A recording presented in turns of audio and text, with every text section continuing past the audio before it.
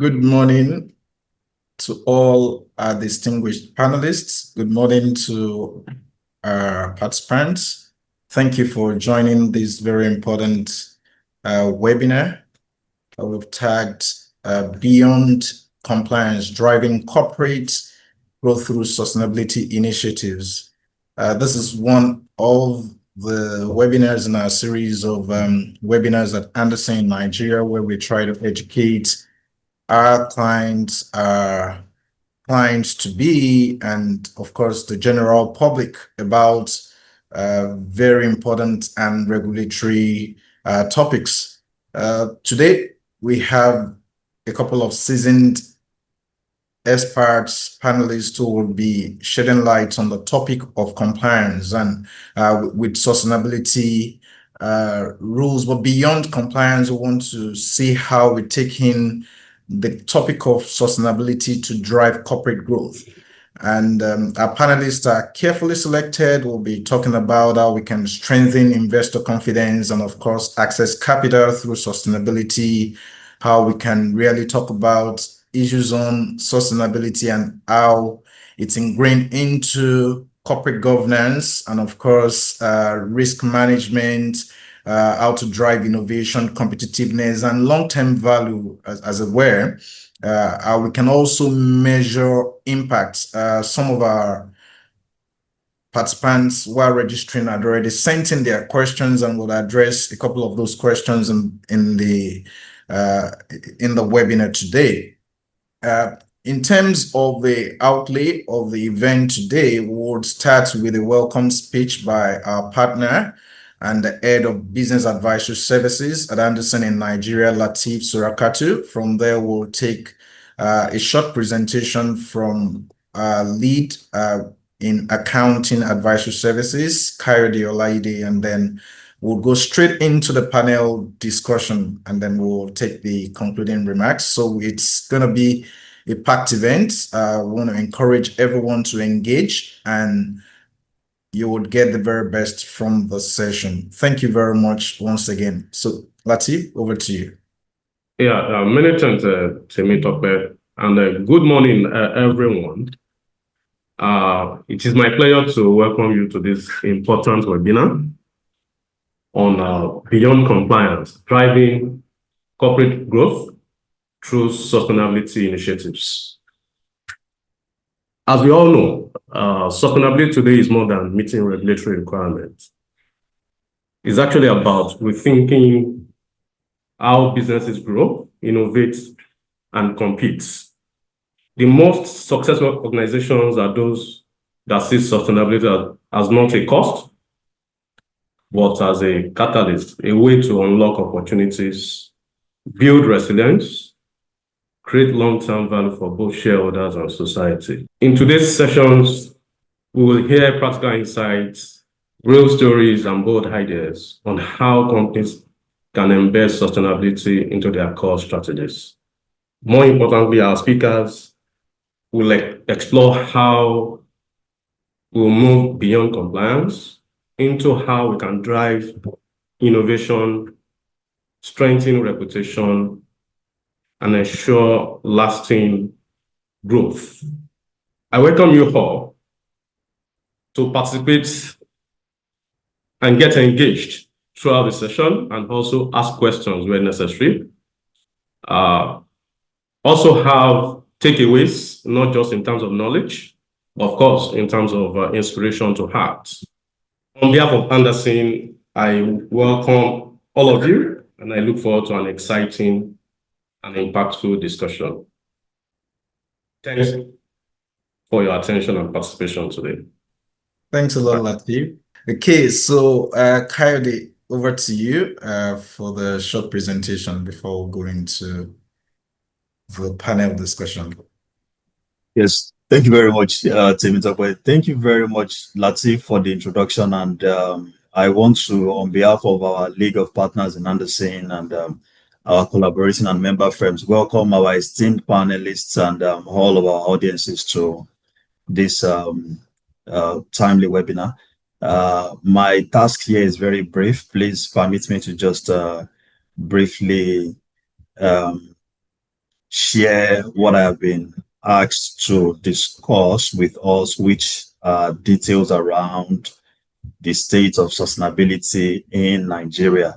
Very briefly, since we have very seasoned industry experts here, I wouldn't be going much into details around what sustainability entails, just to give an overview of where we are in Nigeria. So again, sustainability reporting, which our esteemed panelists would give better insight to. We all know, or at face value, entails how organizational operations influence the environmental, social, and governance dynamics. Same for each of the constructs around the E, S, and G.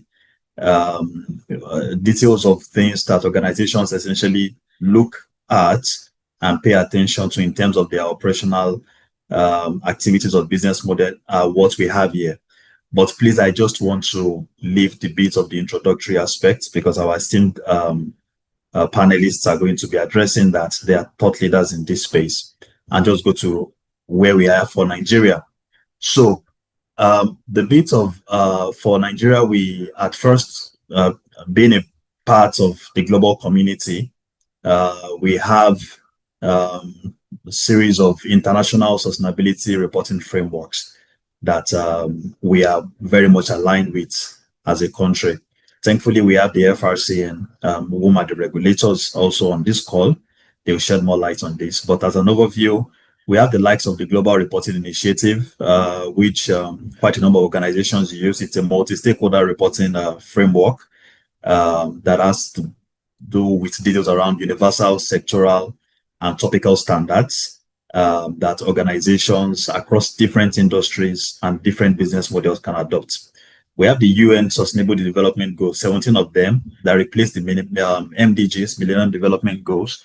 What the SDG entails are just recommendations by the UN, 17 of them that cuts across different constructs, a few of which we listed here.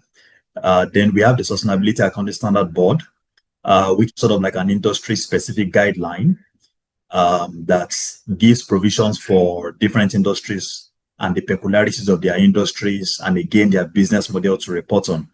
So domesticating this for Nigeria, institutions that we have that has to do more on sustainability, case in point, we have the Ministry of Marine and Blue Economy that has to do on things around ocean management, sea life, water bodies, and all of things around the biodiversity and ecosystem of the marine the marine ecosystem, let me put it that way.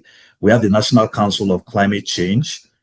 So the National Council of Climate Change, as well as released by the Climate Change Act, is also sort of like a framework that operates under an institution. So also it's part of the institutions we sort of have in Nigeria.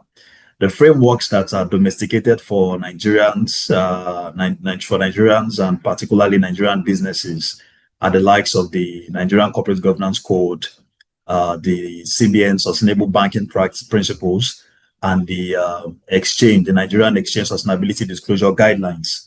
So those are like peculiar frameworks that different organizations across different industries adopt as required by their regulators.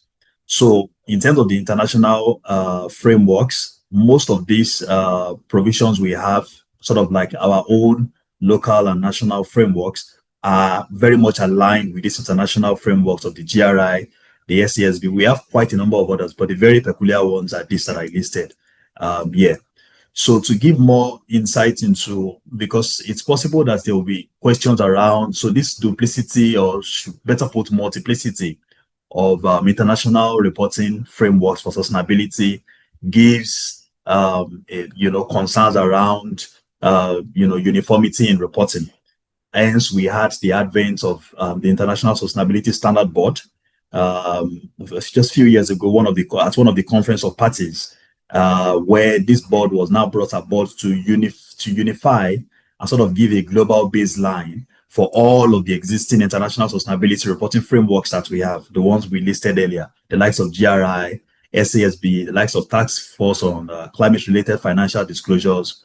So the role of the ISSB is to work with the IFRS Foundation and then have a universal and uniform sustainability reporting framework that sort of metamorphose all of the existing international sustainability reporting frameworks we have. And then we sort of have companies speaking almost the same language in terms of sustainability reporting. So far we have the IFRS S1 and S2 as issued by the ISSB. Again, most of the provisions of IFRS S1 and S2 are adopted from all of the existing international sustainability reporting frameworks that we have.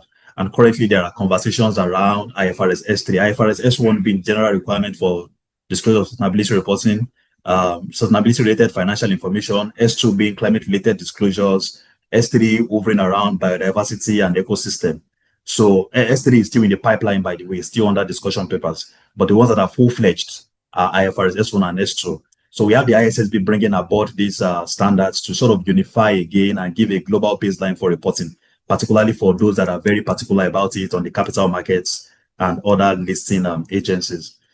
In Nigeria, for in terms of the industry spacing that we have, so if we look at the pie chart to the right of this of our screen, this is sort of like a composite. Please, this is not like this is the pie chart is not 100%. It's sort of just it's a portfolio of all industries we have in Nigeria, like at least not all major industries we have in Nigeria, right? And our observation is that so far, the likes of financial services, thankfully we have an industry expert from financial services, Dr. Tuna, on the call. We give more insights on that. So like 60% of our banks, or every other industry that's sort of in services, have a robust or existing sustainability reporting framework, or they report on sustainability.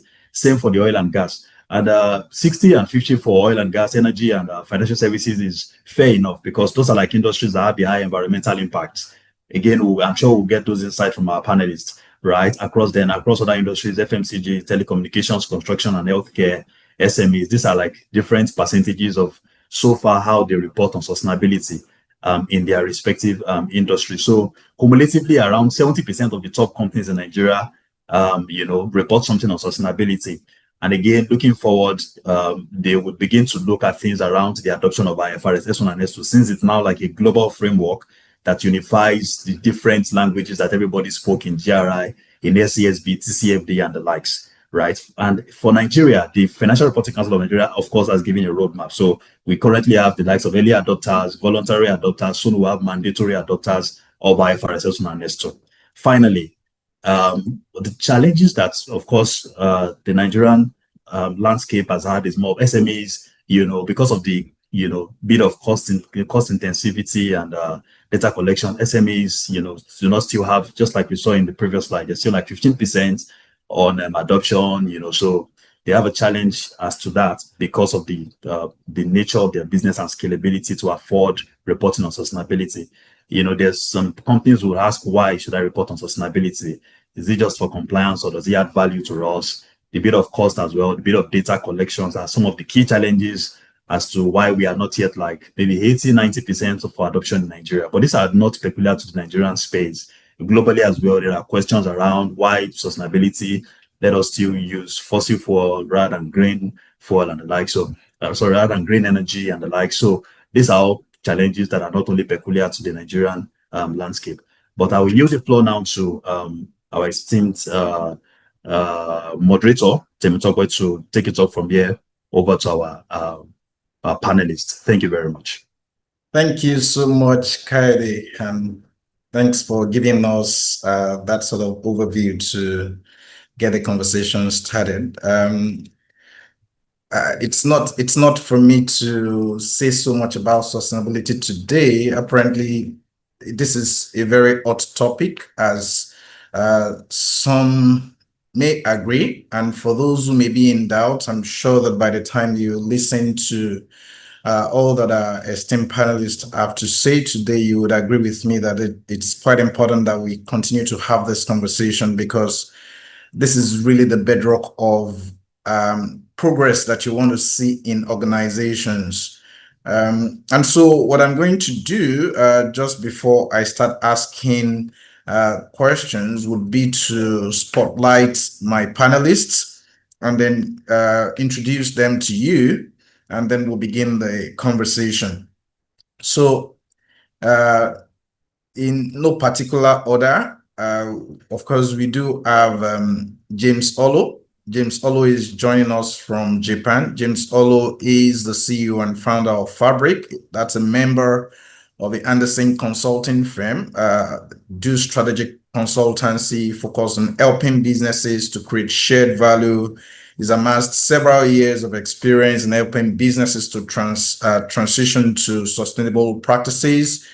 And the way they do this is data-driven in approach. They explore circular economy. They helped companies, global brands like Apple, like Amazon, like Unilever, P&G, Salesforce. So, I mean, James is one person you would hardly come by on your panel, but he's here today just because he understands the weight of this topic and is chosen to be part of this conversation. So, James, thank you for joining again. Likewise, Temitope. It's a real honor. Thank you. I have Chioma Afe. Chioma Afe is one panelist that would always bring, I mean, a very good perspective to the conversation, practical perspectives. She's got a wealth of experience.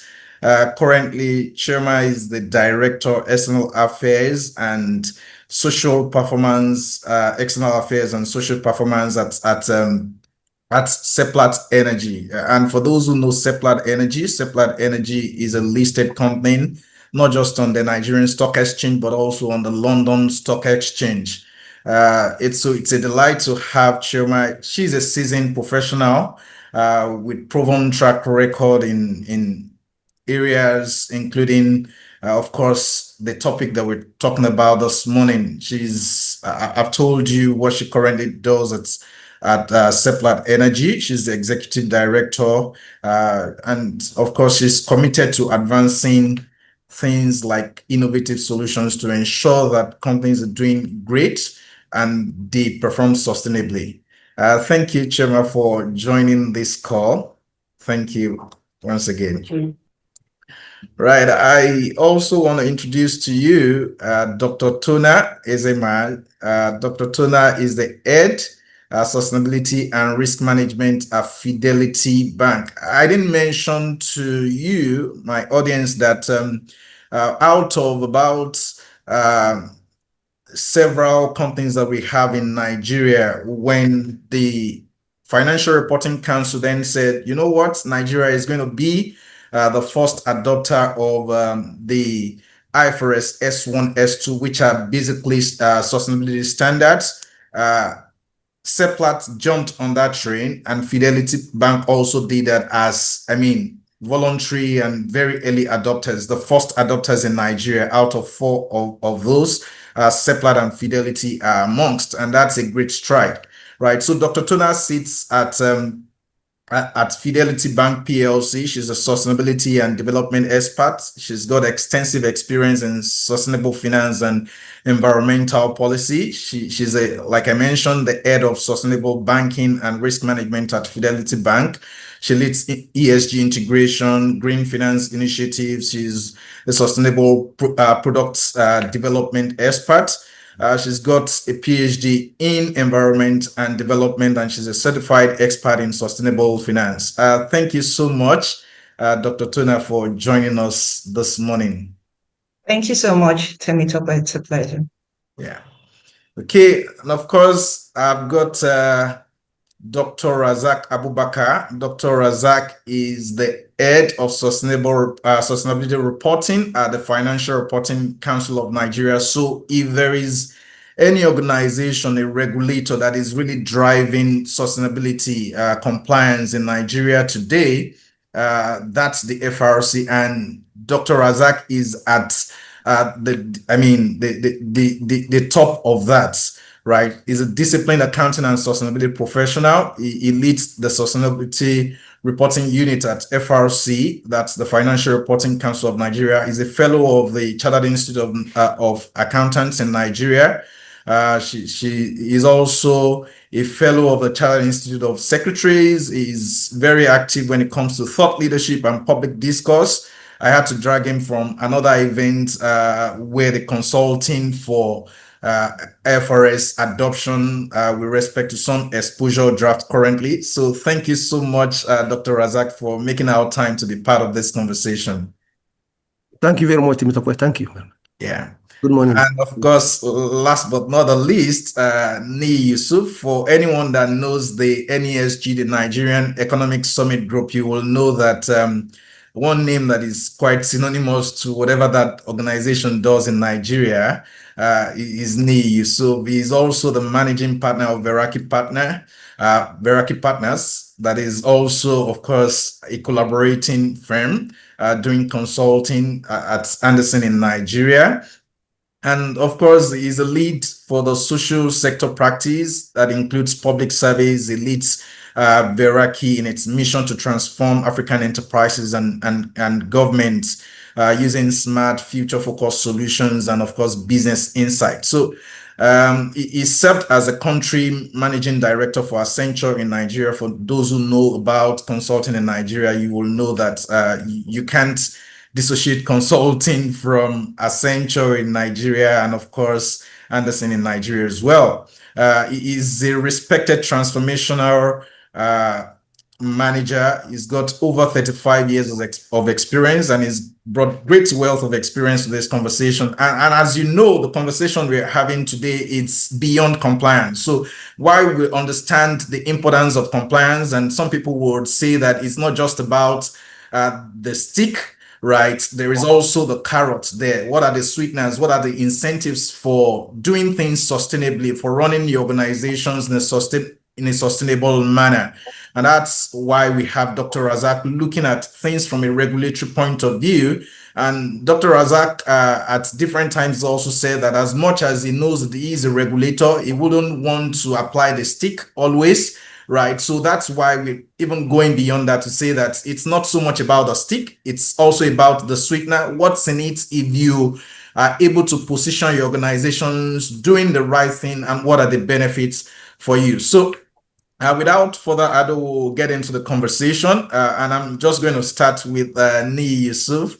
He's going to provide some insight to us on the topic at hand. Again, from his consulting experience, we want to know what the key enablers are that really determine whether sustainability initiatives truly deliver business value. And I want you to also speak to that with respect to the Nigerian context. Of course, we've got James Olo that will also help us add some global reference to that conversation, given what he's done in Japan and for those global brands that I mentioned while I was introducing him. So Ni, just again, from your consulting experience, we want to know what the key enablers are that determine whether sustainability initiatives truly deliver business value. All right, thanks, Temitope, and thank you for the opportunity to be part of this. All right, so I mean, there are quite a number of examples in Nigeria that we can learn from. I would say the first thing is really ensuring that your sustainability initiatives are aligned with your business objectives and that they are embedded in your core operations. So it's not something you do tangentially or by the side. It's something that must be embedded in the core operations. So a good example, if you look at the Nigerian banking industry, they have the banking sustainability, Nigeria Sustainable Banking Principles, which is embedded with the way they appraise credit or the way they give loans. If you look at the telecoms industry, when telecom started, we were all talking recharge cards. So you were printing papers. But today it's all digital. It's electric, it's e-top up. And so that really will be the first thing, embedded in your core operations. The second thing is have strategic partnerships and create an ecosystem. So again, if you look at banking, it was the Nigeria Sustainable Banking Principles adopted by the entire banking industry, the central bank and the bankers committee. So it wasn't something that one bank did alone. If you look at the telecoms industry, all telecom companies are now using e-top up. No one is using recharge cards. So when you create strategic partners, when you create an ecosystem, you will have a much longer lasting impact. I think the third thing will be around community engagement. This has got to be community centric. So if you look at the oil and gas industry, I mean, and Chema can talk about this a lot. They have what they call the global MOUs. So global MOUs have been signed between the oil companies, the IOCs, and the community. And they provide a framework for our community to be involved in the planning and in the execution. So that is critical.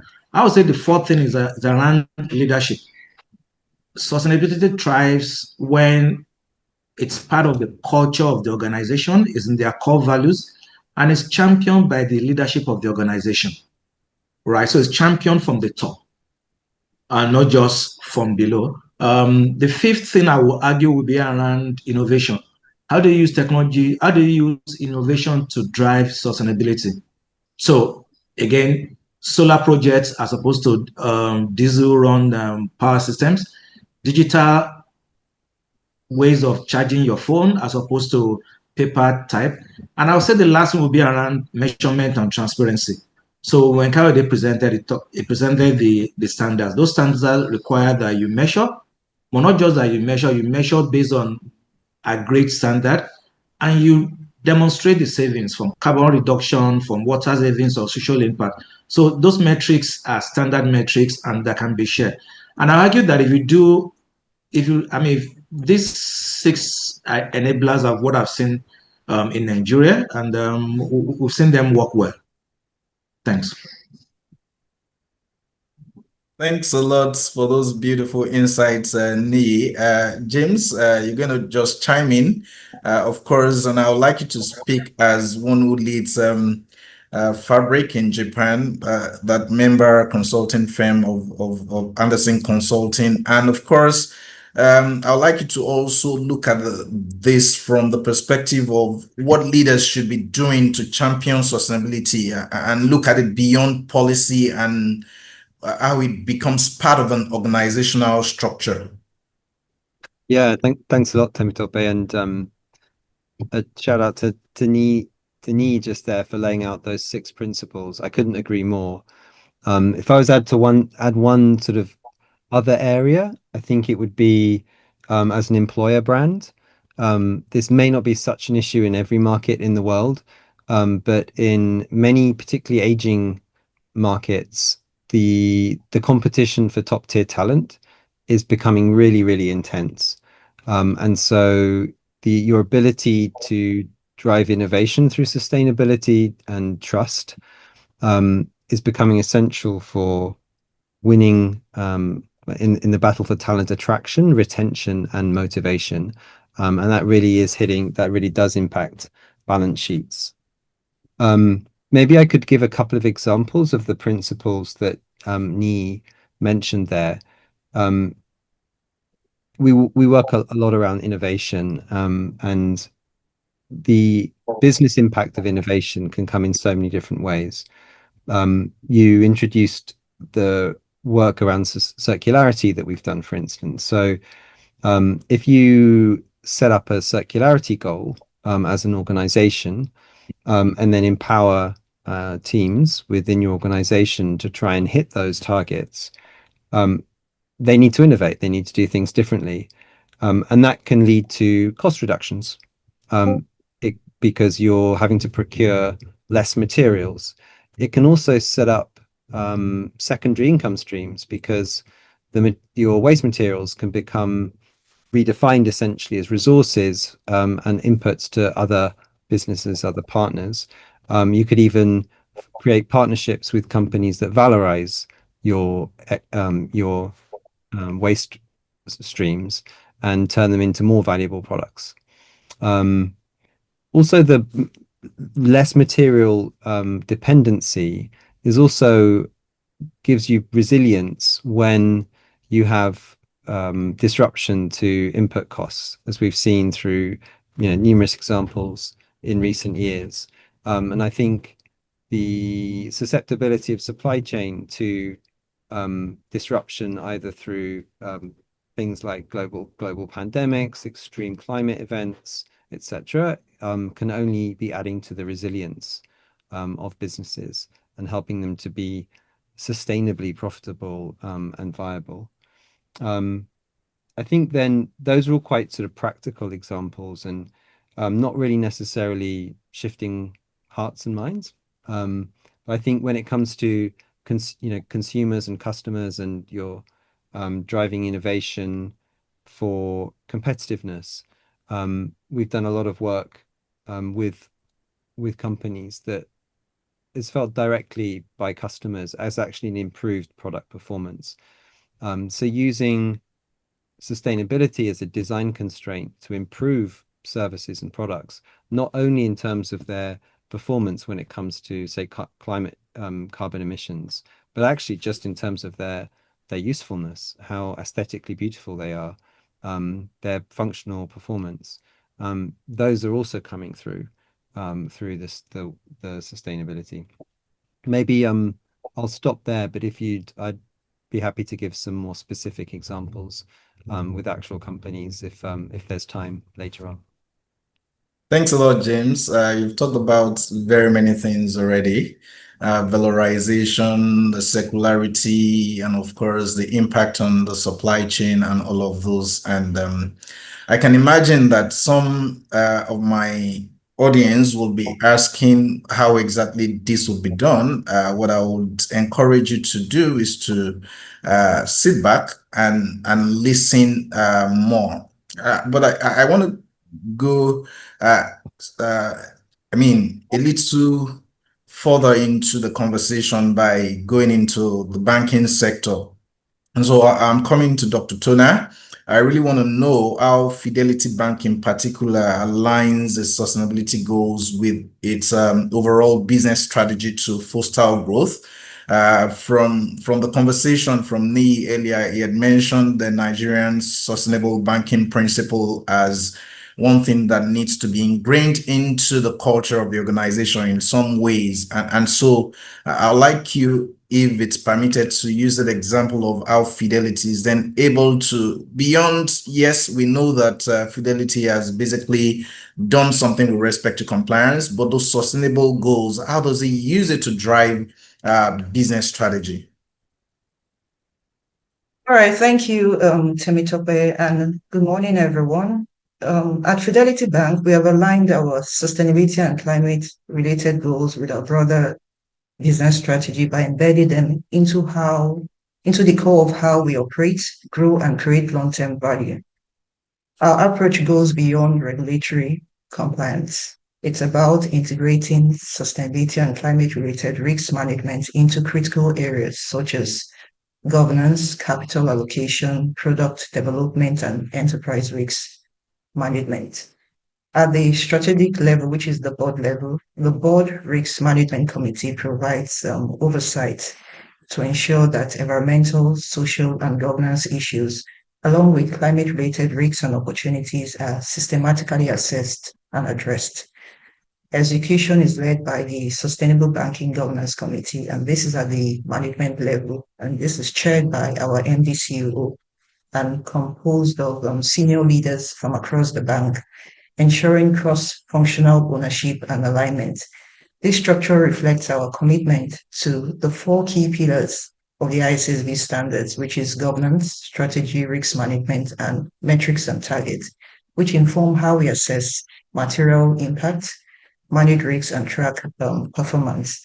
This alignment directly influences how we design products, allocate capital, and manage our value chain. We offer financial solutions, including green finance and ESG-linked lending that supports sustainable development and social impact, while enabling clients to transition to low carbon and climate resilient business models.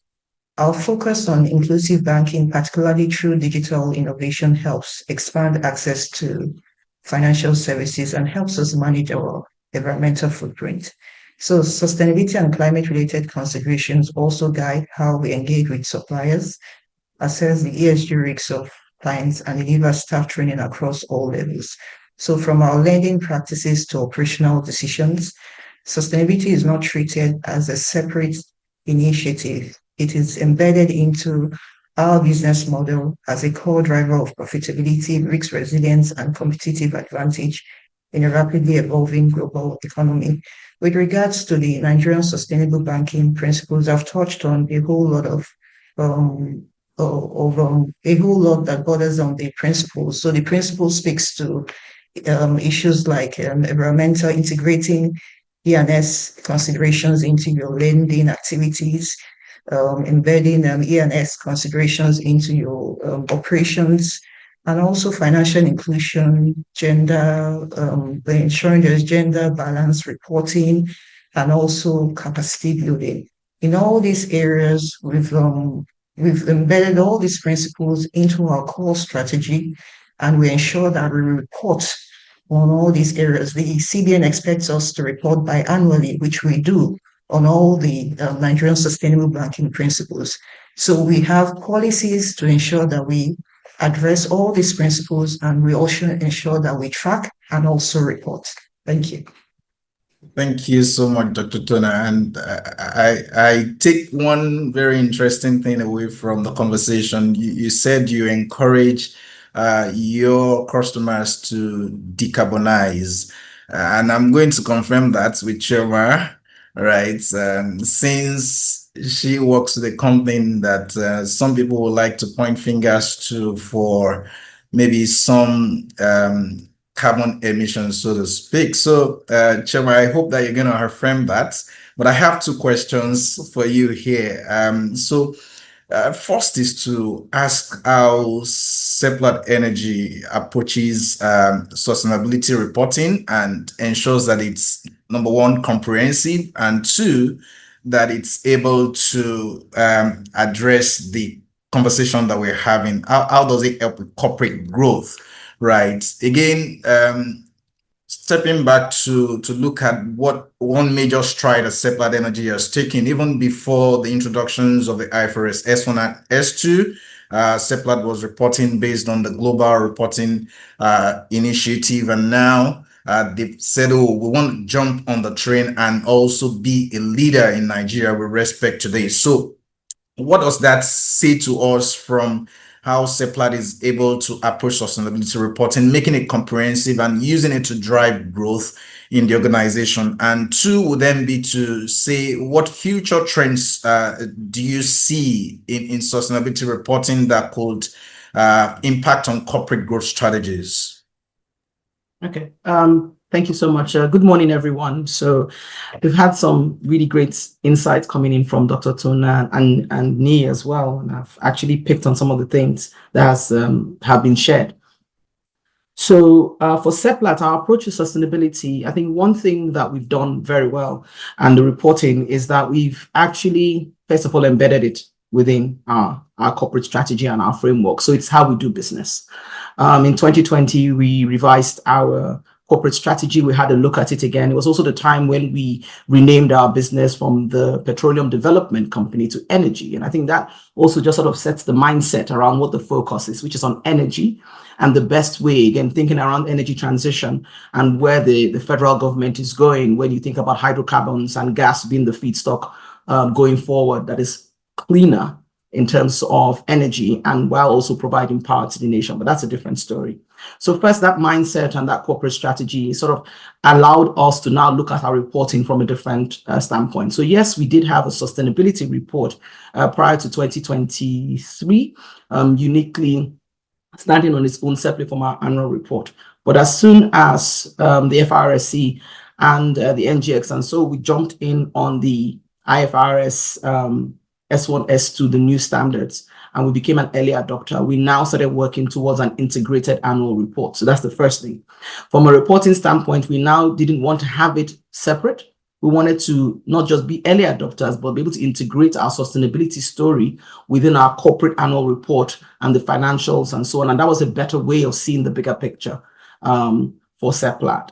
The other thing is within the management team, we set up a sustainability management committee. So what that does for us also from a reporting standpoint is having embedded ESG and sustainability within the business. You are now reporting, analyzing, looking at scorecards, KPIs, and how you do work from the business standpoint. So the management committee is made up of a broad range of leaders across the business, from the technical, operational, to HR, to myself, to finance, and so on. And so what we then debate on every month, we meet every month, is to look at not just the KPIs and the targets we've set for ourselves, but also how are we performing and what are we reporting and are we in line with the standards? So you're not waiting until one time in the year. So every month we hold ourselves accountable. So specifically, from a reporting standpoint, we look at health, safety, climate, ecological impact metrics. We look at waste management. Our end of routine flare program is one that we're particularly proud of.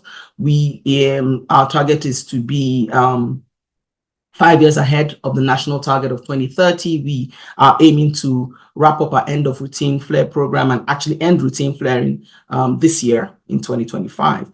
So there's certain key targets that we've put in place. We've put specific milestones as well on our journey as an early adopter. So from a reporting standpoint, and I'm sure the FRSC, Dr. Rasak will also speak to that, we actually have a very clear approach as to how we report every year, what we take on, in line with the metrics and in line with the parameters for IFRS S1 and S2.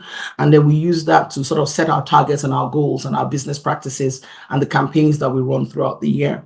The other thing is that we also subscribe to the UN Global Compact. And as that, we do have a communication of progress report we are obliged to do every year. So all these things, understanding that we're accountable at that level means that from a corporate standpoint, our corporate scorecard, our KPIs, how we do our work, how it is we impact our environment and work with our communities is guided by that end of year media reporting that we have to do. Is guided by the milestones that we set for ourselves and the targets that we set for ourselves. Then another thing we kicked off last year, and we did that first report this year, is because we now have what we call an integrated annual report, and we were building on that as we go along, we have a social performance report.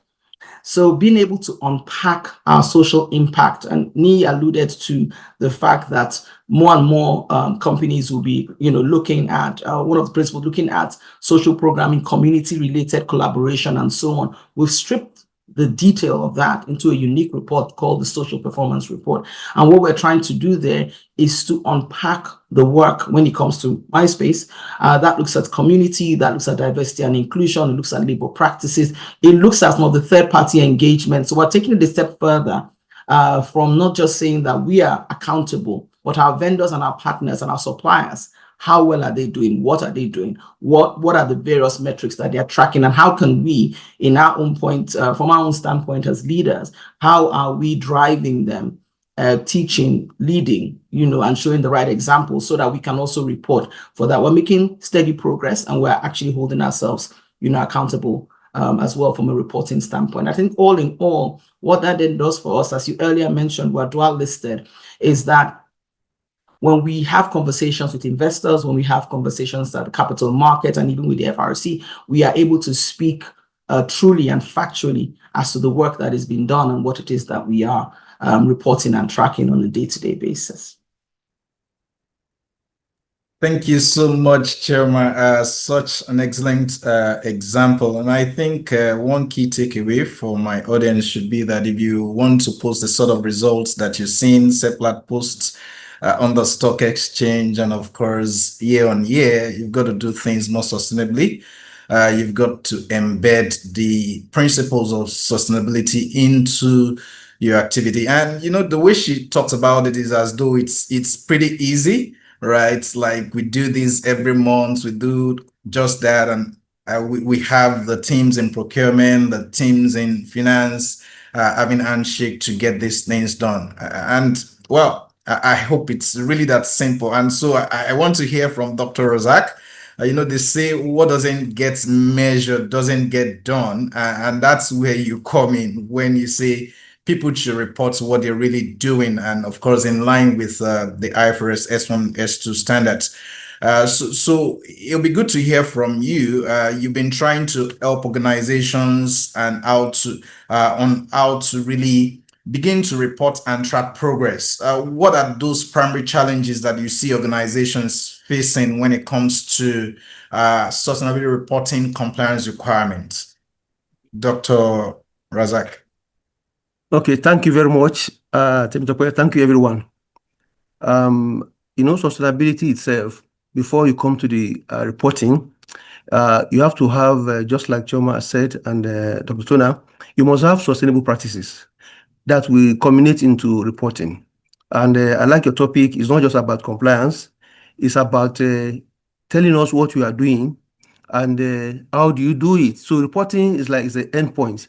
The beginning is for you to have that sustainable practices that you can actually report in the first place. And that is what FRC has been tracking. And if you recall that before now, even in the issue of accounting thoughts, the financial statement alone cannot tell all the stories of the organizations. And the stakeholders are looking for more information. So the development of non-financial information developed through the 14th to 15 up to the 18th century of industrial revolution. And it continues. Investors, stakeholders are asking for more information about the organization. And the more they get this information about the company, the better for the company. It gives that confidence to investors and other stakeholders that the organization is close to the environment, is close to the social structure, and its governance can be explained. So sustainability itself is people-driven, is stakeholder-driven. In that connection, organization entity adopting sustainability reporting ought to follow some set of rules so that you don't end up telling people what you know actually is an information-driven strategy for the company. So in Nigeria, before now, we had a barrage of different sustainability guidelines that develop over time. And Kayode has relay a number of them. But at the point of adopting ISSB, at the COP27, it was actually a problem, not just for regulators like us, but for preparers themselves who have to grapple with so many different guidelines. The investors too are confused as to which of the guideline I can use for my investment decision. The same thing goes standard setter themselves. As at 2021, 2022, they were already thinking of merger because of different sustainability guidelines. And you can see how SASB Foundation merged with International Integrated Reporting Council and the IRC. And a lot of them are already talking merger already because of the confusion that we call it landscape of confusion engendered by different sustainability reporting guidelines. Now, the challenges for companies, if you are reporting what you are doing, there will not be challenges, and that's where a regulator comes in. We don't want you to do greenwashing. We don't want you to just tell us what you are doing, and like we say, it's not about just reporting. It's about sustainable practices that you are already doing, that you have documented. That's what you're actually reporting. And one of the challenges we have seen with companies is the inability to have a robust data gathering system, because sustainability is about data gathering. You can't report your S1, S2, particularly the metric and targets, without having a culture of data mining, data integration, and data reporting. All these are very, very important when you talk about metric and target, which is a requirement, because we want to see how you are actually progressing towards the net zero in the 2060, which Nigeria has vowed to in line with the Paris Agreement. So you need to tell us what you are doing in terms of, so if you don't have an effective data gathering system, you are going to have issue with your sustainability reporting. And this is an area we have seen companies to address in terms of challenges. Again, sustainability practices is something that be acculturized by all the organizations. It's not just something that sustainability will be doing or some set of people will be doing. It is a value chain activities cutting across the organization. The staff must be informed about sustainable practices so that they can be part of it and save costs. Let me give an example. If you are going to your restroom, there is the PwC has two buttons, and these two buttons are communicating to us. One is for you can see one is big one, and the other one is small one. So they have different functions for different uses. So if you don't educate our staff or our people about how to use them, then we end up wasting a lot of waters because each of them means different things. So it goes on energy saving, waste management, commuting to office and from office. All these are something you need to educate the people to understand how to use them so that they can be part of it. Because if sustainability officer and team cannot be able to say, look, I'm not a cost center. I can actually save costs in the terms of the way I manage my scope 3 transition, how I'm moving from non-renewable to renewable energy, I can actually save costs. Then it becomes a cost center.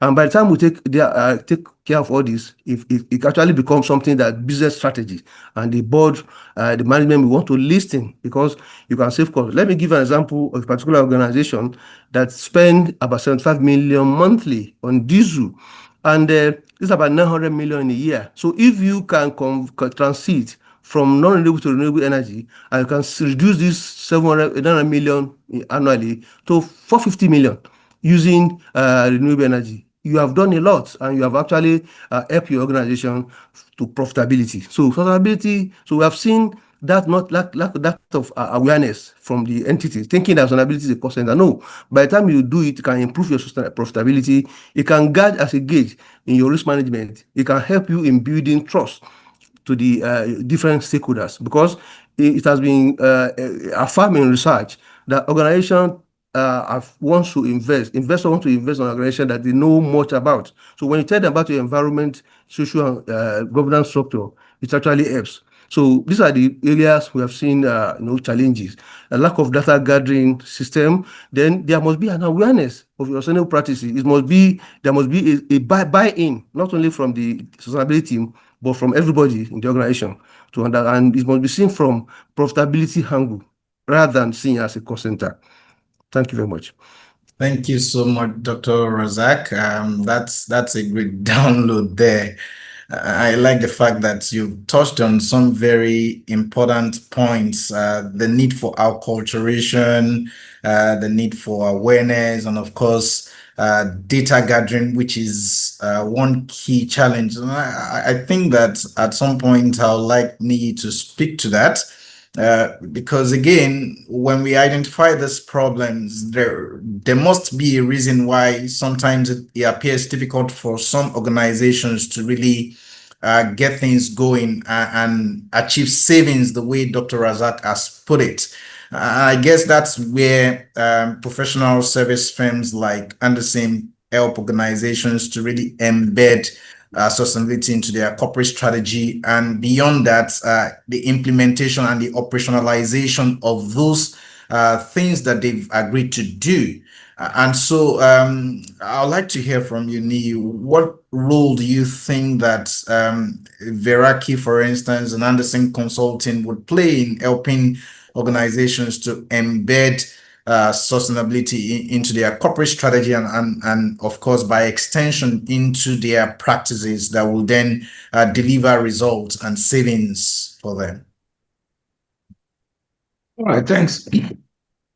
I mean, Dr. Walker has touched on a very important topic, and I think what I've seen firms, professional services firms like Veraki or Anderson and other companies do is really to work with clients to move beyond just using sustainability as compliance, but also as a business opportunity, right? So we act as strategic advisors. We help to come up with a sustainability plan. Sometimes you help to architect the ESG frameworks. You also help with embedding sustainability into the operations. You have your consultant can act as catalyst to get things going. Sometimes you also act as challengers. So you challenge assumptions, you challenge management to do more, to focus on cultural transformation. I think the way I say it is we act as the bridge between ideals of sustainability and the business realities, the bridge between ambition and practice. And I'll say the bridge between investment and getting results and getting outcomes. And so working with a professional services firm allow companies to be able to move from ambition to action to ensure that they're able to use sustainability not just as a regulatory requirement or ticking the box, but really could be a source of competitive advantage. And I think from what we heard from Fidelity, from Seplat, we've seen how sustainability can lead to dramatic transformation and serious competitive advantages. And so professionals can also help in specific terms, sustainability accounting and reporting, in testing scenarios, in monitoring and evaluation, in GRC, stakeholder management, culture change, and importantly in technology, how to use technology to drive some of the sustainability practices, the way it's embedded, and then the way it is tracked. And using technology supported by consultants can help you implement technology in a seamless way that can then begin to get the returns for me. And I would say lastly is around just innovation. You can use advisors and consultants to help you think through new ways of doing things, to think through new products, new channels, new markets that sustainability provides an opportunity for. If I use my favorite example is telecoms, right? When you sell recharge card, it means you can only sell it within certain hours of the day. It means you can only sell it in certain locations, right? And it also means you can only sell it through certain channels. But when the telecoms industry moved to selling mobile credits online, it means you can sell it 24/7. It means it's available anywhere once there's an internet service. Now, internet may not be available in every nooks and cranny of Nigeria. And the telecoms company have then gone ahead to say, okay, yeah, let's start selling through USSD so that you don't even need internet service. What you need is just a mobile connection. And so that uses technology to move sales of mobile top-ups, to move the distribution from being dependent on human beings who may go on strike, as we've seen labor does, from being dependent on time, right? Or from being dependent on location, to really avoiding all those risks and dependencies and being able to sell, distribute to your various customers at their convenience. I mean, I think for me, those are ways that consultants can help you or help companies to get more out of their sustainability investments. Thank you so much, Nee. I visited an African country very recently. As simple as that example of right, and someone has to do it for you. You have to provide your numbers to them. Right. And so it talks really about innovation. Some people will think that, oh, some of this, their numbers, they are critical, especially when you then organize it. Now you can apply differently to your own organization to then begin to drive great results. And so thank you once again for that example. I would like to hear from you, from someone who has been in Japan for quite a while. We've talked about culture again and again, and maybe you may have been able to glean from what happens here in Africa, right? So what cultural or regulatory differences do you see in Japan's sustainability landscape that you think might make sense for emerging markets like that of Nigeria when it comes to the issue of sustainability? Yeah, I haven't worked directly in Nigeria before, so it's maybe hard to compare from my own experience. But in the regulatory environment in Japan is quite unique. I think, like many aspects of Japan, there's a real intent, I think, to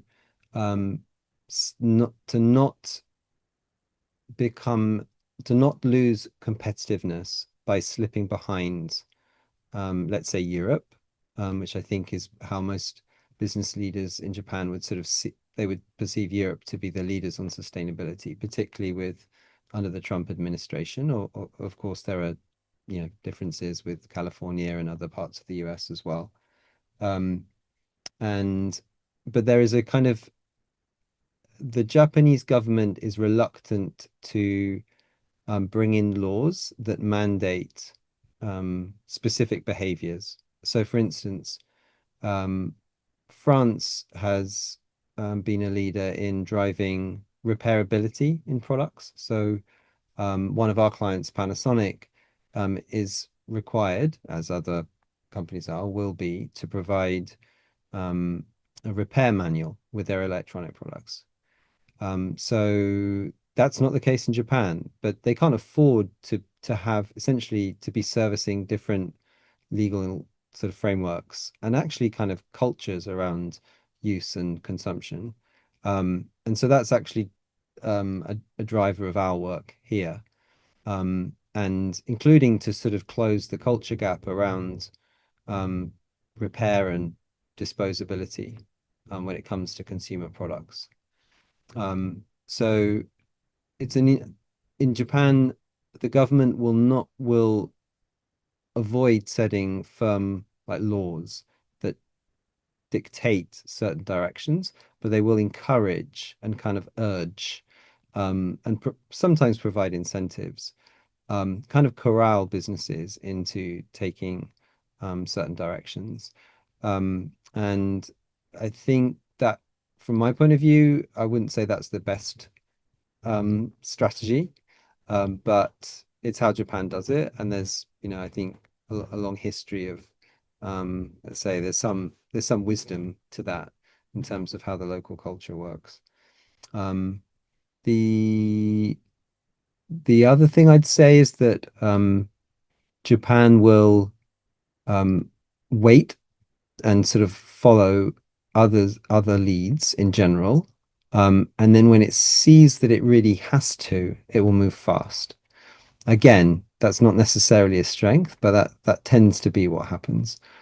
So I think we're, those of us who work in the sustainability era here sometimes are quite frustrated by the lack of regulatory sort of movement when it comes to industry and products specifically. Another area, though, that is changing a lot is around the requirements for corporate sustainable reporting, ESG reporting, that's coming in through the Japanese stock exchange, and basically the kind of brackets of stocks.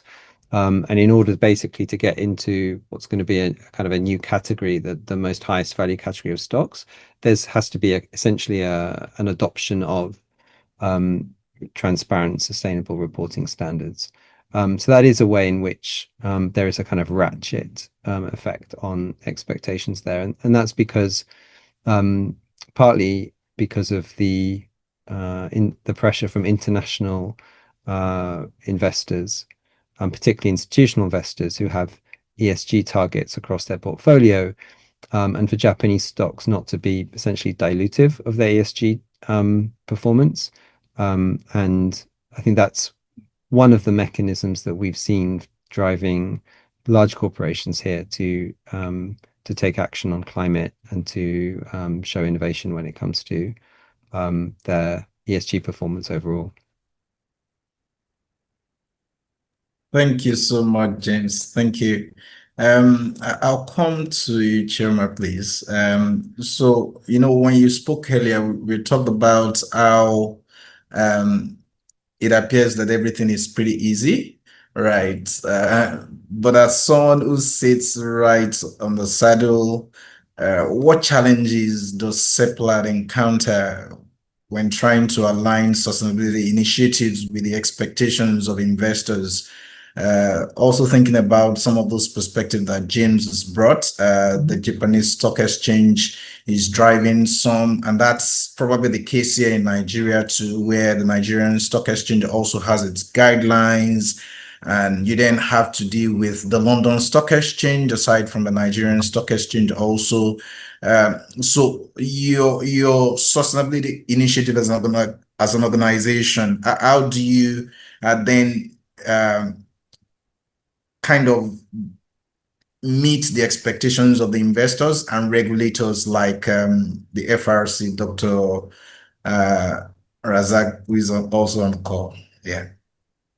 Okay, thank you. That question. I think something I didn't mention in the when you asked, and I recall that I didn't talk about the trends, but I think one of the things that I expect going forward, recently I had the pleasure of speaking at Africa Energy Week, and we're talking at the broader Africa context when it comes to sustainability frameworks and also how it applies within Africa, understanding the uniqueness of our markets and the uniqueness of our challenges vis-a-vis the global framework. And I think one of the things that I see going forward, and it sort of speaks a bit to the challenges and the questions that you're bringing, the question you just brought up now, is the fact that we need to situate these frameworks within the context of Africa and the challenges that we face within our own markets. It's very unique. Be you a financial services business or an energy business, there are certain things that you can report on, you can track, and certain challenges that you are trying to overcome in doing business in Africa, and then you narrow down to Nigeria. So that being in the background, one of the things I think we've succeeded in doing at Seplat is the materiality assessment. When we do a materiality assessment, and the last one which we conducted in 2024, was extremely extensive, and that is where the regulator and the investors and co come in, because we did one where we not just asked ourselves what is material to the business, what are the key risks, because we do track and have an enterprise risk register that is fed regularly with the various risks identified, what are the mitigations, and we report that into the board. But that is us looking within ourselves. So the materiality assessment that we were able to execute last year, that enables us to identify what the core material issues were, included the investor, included key investors, included shareholders, included community, and also the regulator, as well as the market. So what that then does is they give us feedback on what it is that is material to them as pertains to our business and how it impacts from an ESG perspective, and therefore what we should be looking at and what we should be reporting to. So we were able to sort of prioritize that and identify the top, I think it was 11 or so key material issues. And those key material issues then form the bedrock of how we then, identify what it is we're focusing on, how it is our business will now, start to address certain key issues, because it's clearly important to our investors, to our bankers and financiers, and to our community, which is really, really important. So the materiality assessment that we did is what then fed what it is that we're tracking, what we are working on, what our various activities we're going to be, and the various targets we set for ourselves as well within that framework. And we reported on that within the IR and also in the social performance report. So we do constantly have to sort of navigate that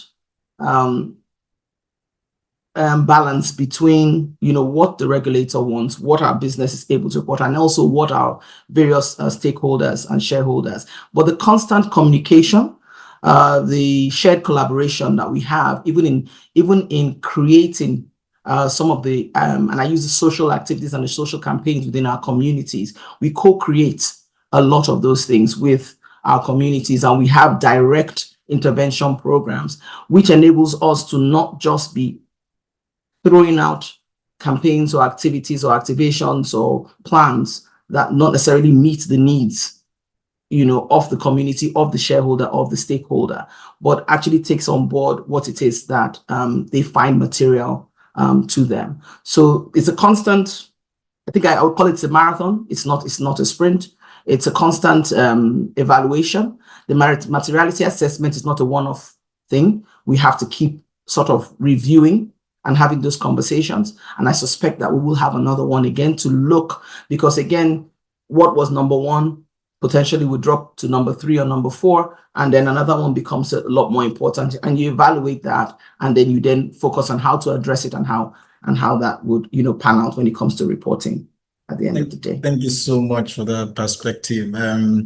So I'm going to come to you, Dr. Tuna, very soon, but then given what Chema said, Dr. Razak, the question is, how does an FRC, for instance, the Financial Reporting Council of Nigeria, how does it support companies in improving their sustainability reporting practices for better transparency and accountability? You just talked about how we could be expensive, so to speak, to do your materiality assessment, because you want to hear from every stakeholder that you relate with, and it's not something you sit down and just determine all by yourself, right? So what support does a regulator provide? Again, going by the fact that we have maybe countable organizations that have been able to say, hey, we want to comply today. What support are we getting from FRC? And of course, given your stance too, that it's not just about the stick, it's really about encouraging organizations to do this. Yeah. Thank you very much, Kaidi. Kolade. Thank you. If you recall, when we declare our early intention at COP26 in Egypt at Sharm Sharif, our intention was to solve a problem that we have already noted as a regulator. And this problem, like I said, is a phenomenon and common to investors, entities, and other standard setters. So when we came back from COP26 in Egypt, we set up Adoption Readiness Working Group, a technical think tank comprising of the major stakeholders in the financial reporting and corporate governance in Nigeria, including other regulators and premium board company and some firm and some premium sustainability experts. We came together and we discussed for more than 8 months, and through in-person meetings, webinars, and with a retreat to determine how Nigeria will actually implement sustainability reporting. So we came up with a document we call a roadmap. That roadmap document is what is we are implementing in Nigeria now.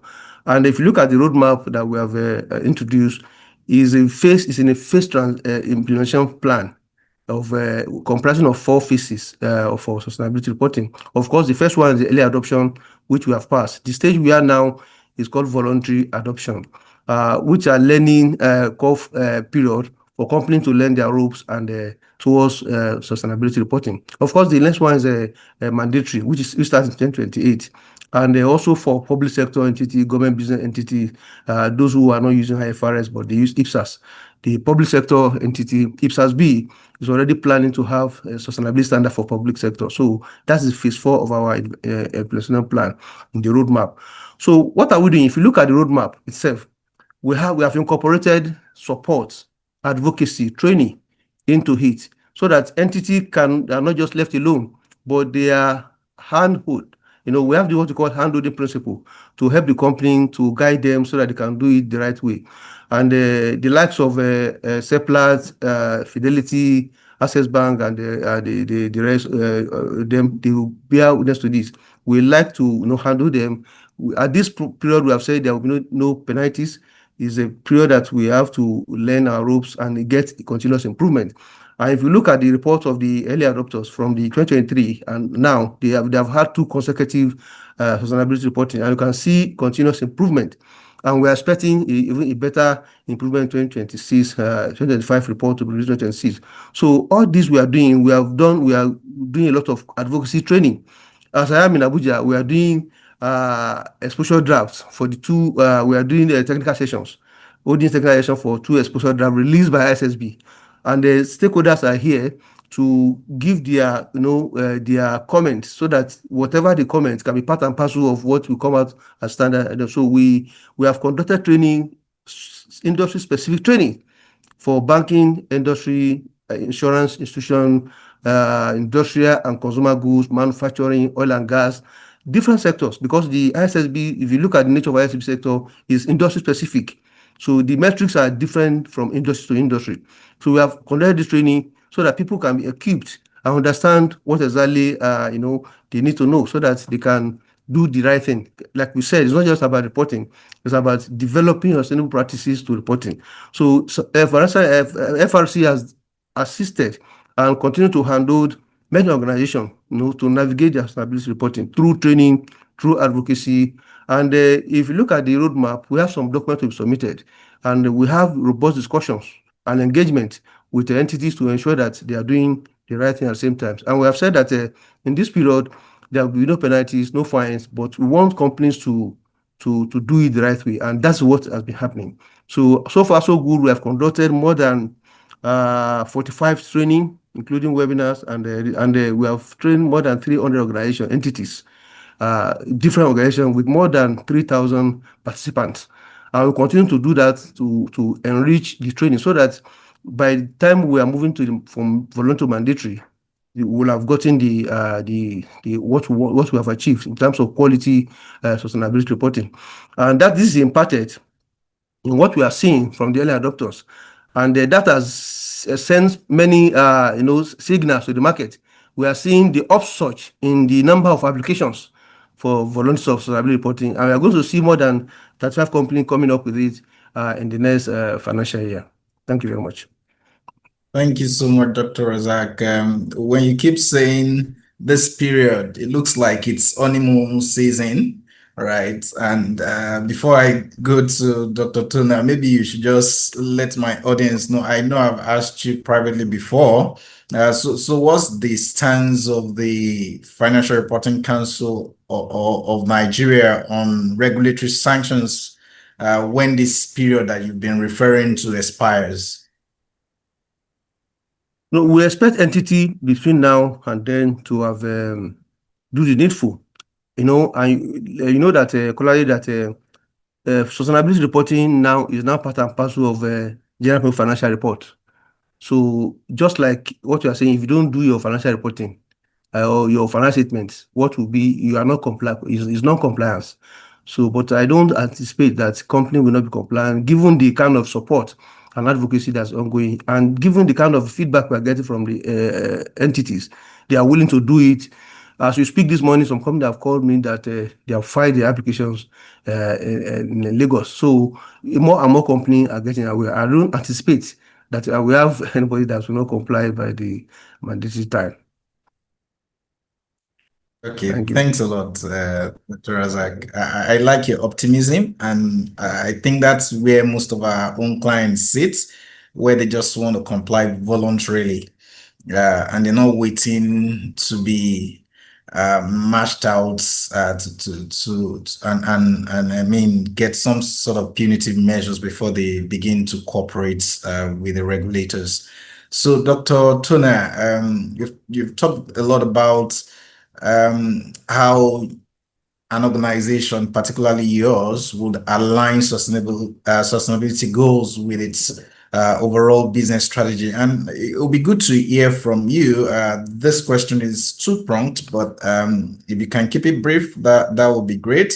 How disclosures, I'd like you to speak on how disclosures on a company's strategies, risk management framework, metrics and targets, aid sustainability reporting, and maybe you also speak to some of those things that were raised earlier by Chioma.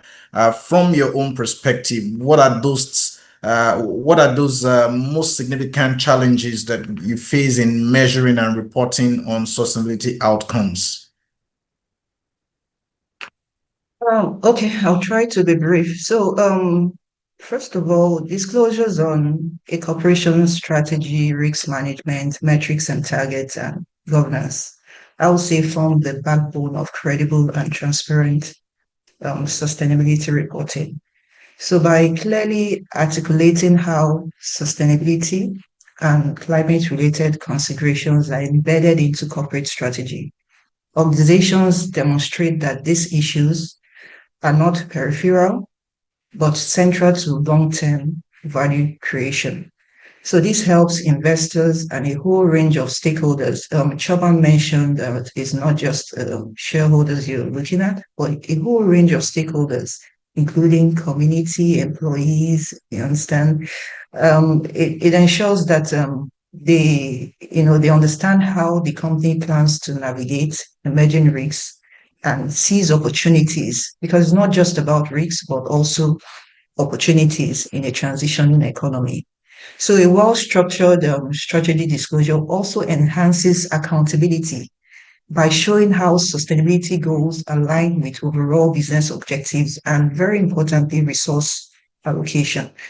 So also disclosures on governance and risk management shows how sustainability and climate-related risks are identified, assessed, and managed across the organization. Then coupled with specific metrics and targets, these elements provide transparency into performance, enabling stakeholders to track progress, compare among peers, and also make informed decisions. Ultimately, such integrated reporting support trust and improves investor confidence and positions the organization as a forward-thinking and resilient in the face of ESG-related challenges. In terms of challenges on managing, in terms of what getting, or rather challenges related to reporting, there's the issue of data readiness across the value chain. So some are still developing capabilities needed for accurate data collection, particularly when it comes to complex metrics like greenhouse gas emissions. So for example, not everyone knows how to measure scope 3. Scope 1, scope 2 is kind of a bit more straightforward to measure. But when it comes to scope 3, there's a need for some form of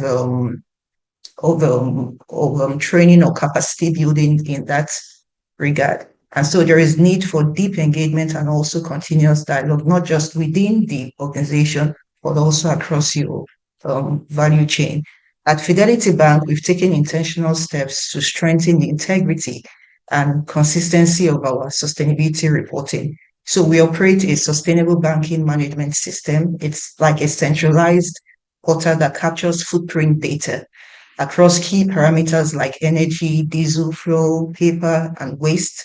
And internally, we ensure that we make sure that sustainability training is mandatory for not just foundation level, but also experienced higher with continuous training delivered through virtual sessions, self-paced models, and on-site training, because we believe that training is very, very important within our operations for us to be able to gather data that is reliable and also, accurate to a large extent.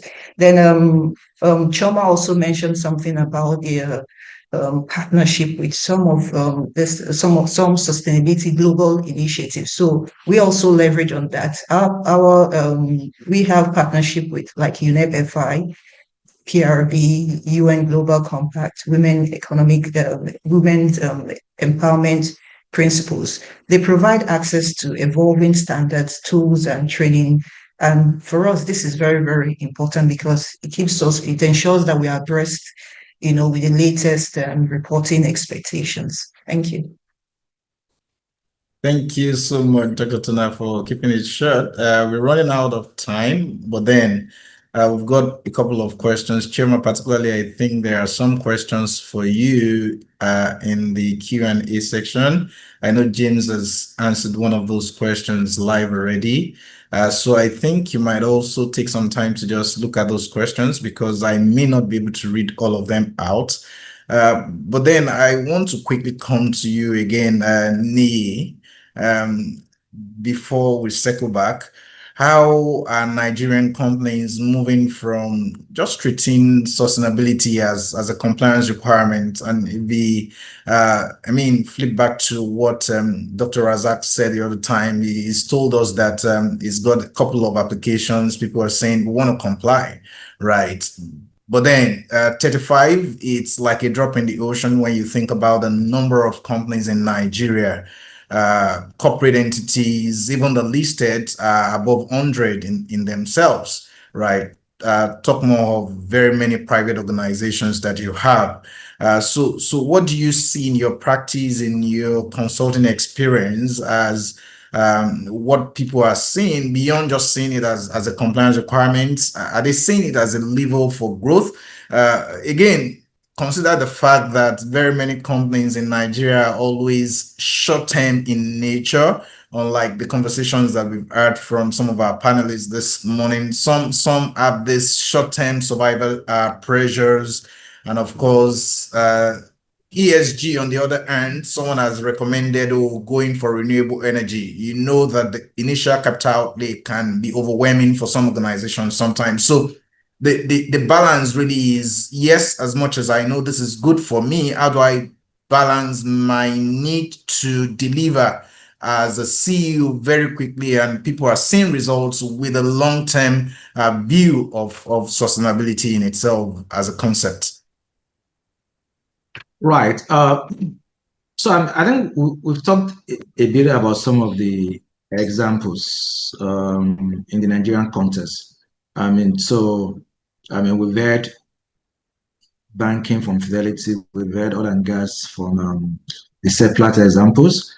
I'd also shared from telcos how they've used digital top-up instead of recharge cards to improve product distribution, to improve their go-to-market. If you look also at the telcos, so IHS, which is one of the tower companies, has 16,000 base stations across our 774 local governments. So that's a lot of power, that's a lot of diesel. And so IHS today is using solar panels. And so that speaks to supply chain resilience, energy resilience, supply chain resilience. So whether it's in telco, it's in banking, it's in manufacturing, consumer goods, they're using sustainability to drive product diversification, to drive innovation, to improve the resilience of the supply chain, to drive product distribution. Some are even using it to attract capital, investors. So there are investors who are focused on climate resilience, who are focused on green financing.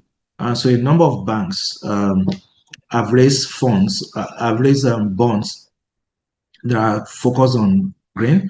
Same thing with even government. Lagos State is raising its green bonds. And so and James talked about the attractiveness to attract certain kind of talents.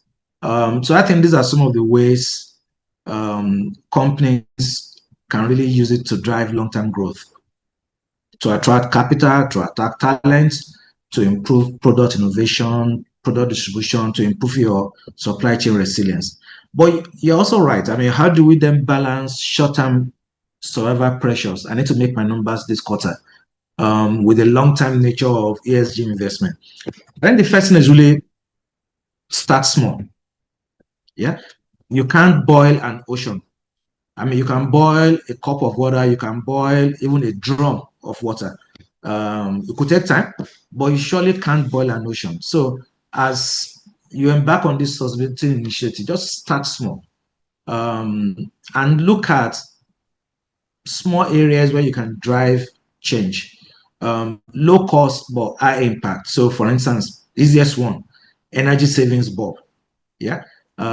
Solar as opposed to diesel power source, water conservation. Make sure all your water outlets the taps are turned off. Remote services, right? I know companies today that allow their staff to work from home 2 or 3 days in a week.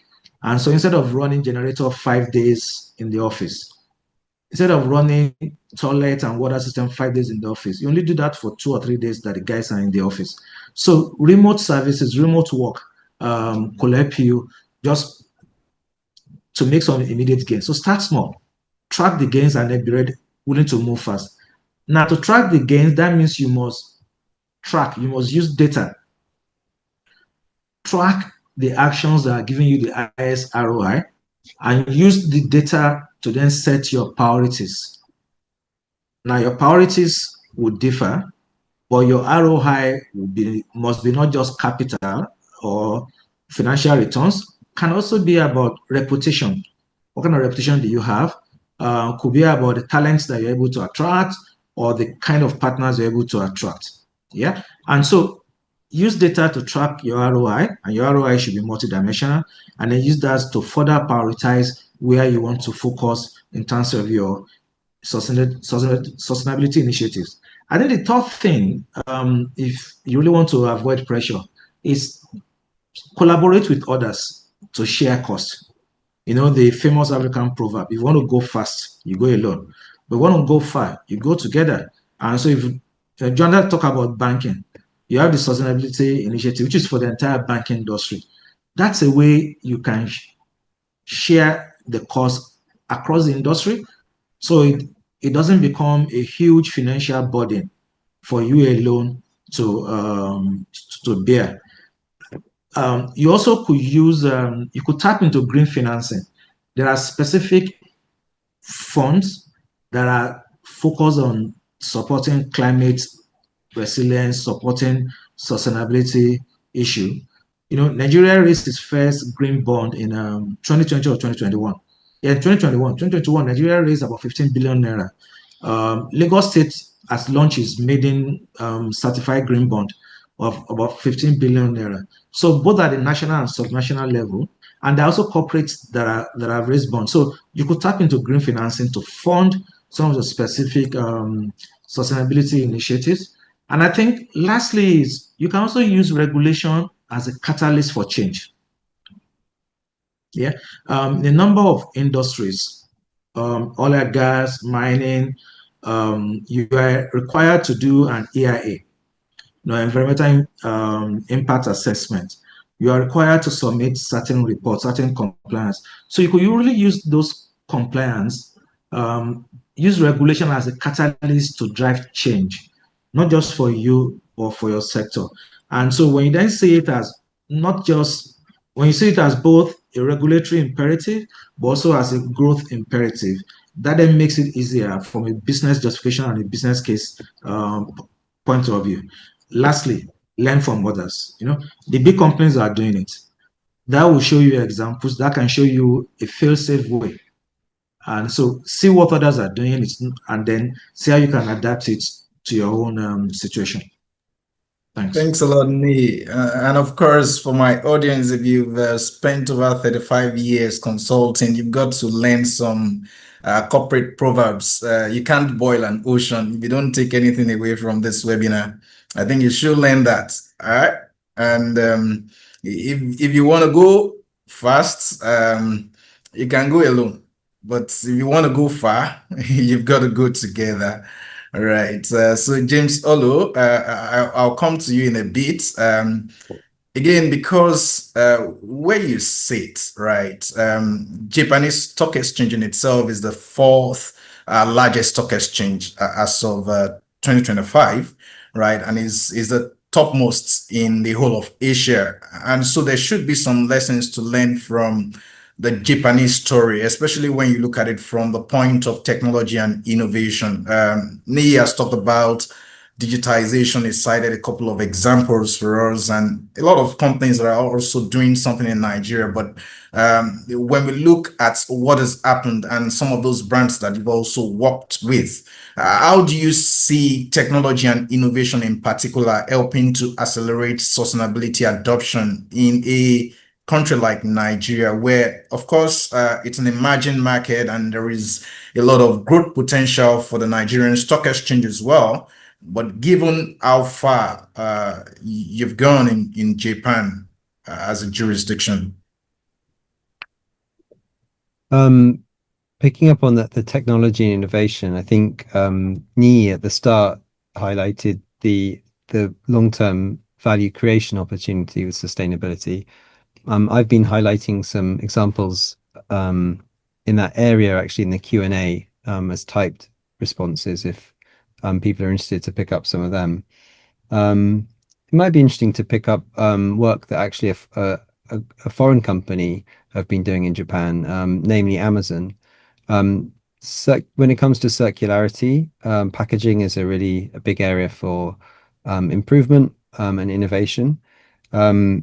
In this case, there was a question about kind of what drives this. In this case, the Amazon initiated the climate pledge, I think 7-8 years ago now. They have decarbonization goals to hit.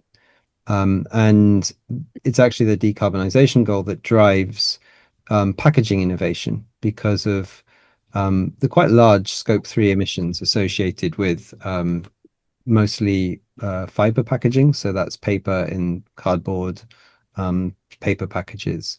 And it's interesting, such a simple goal as reducing carbon emissions has actually led to lots of functional improvement for the consumer. So packages previously had lots of sticky tape and were pretty hard to recycle. There was also, they were quite a lot bulkier. You'd have small purchases being sort of shipped in very large boxes, which were kind of inconvenient and frankly frustrating for the customer.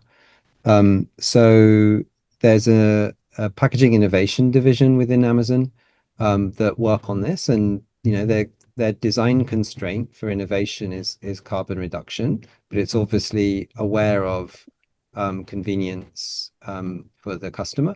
Everything in Amazon is sort of customer centric in that way.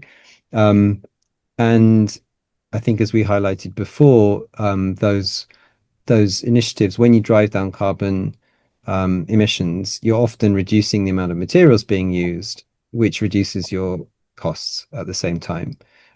So it's really it's a win-win. And what started that was a kind of policy and an active kind of leadership that pulled in various companies into an alliance with a shared commitment, and then following through in terms of resources and team and working with partners to enable those goals. I think so. If I continue talking about, let's say, material circularity in a market like Nigeria, I think I would highlight the opportunity for partnership and for pre-competitive alliances. This I think is a strength of the Japanese economy, and it's absolutely essential for circularity.